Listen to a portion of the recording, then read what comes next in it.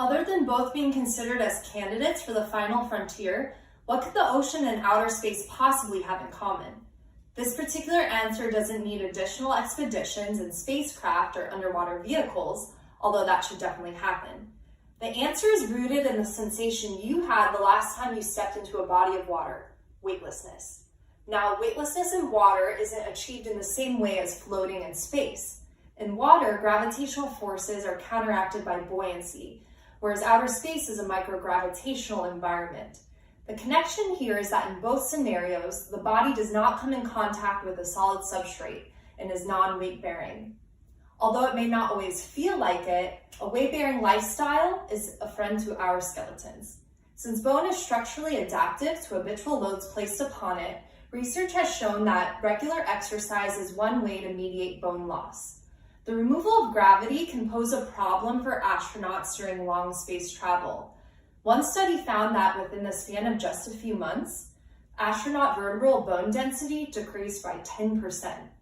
If bone loss continues, the discrepancy between healthy and pathological vertebrae may look something like what you see up on the screen. My dissertation focuses on the form and function of whale vertebrae, mammals that live in water 100% of the time for the past 30 million years. They are described as having a super lightweight, non-pathological osteoporotic skeleton. For my research, I compression tested whale vertebral bone to determine strength, the resistance to failure, and used microcomputed tomography to quantify bone volume fraction, the proxy for density. What I found was surprising. Even though whale skeletons are inherently osteoporotic, I found that their bone was over 8 times stronger and almost twice as dense as a healthy human vertebra. So although the bony shell of the vertebra is relatively thicker in humans, the spongy bone inside is more densely packed in whales. There could be a couple of reasons for this. First, the whale vertebral column is the axis of swimming and is constantly being loaded as the animal surfaces to breathe, migrates, or forages.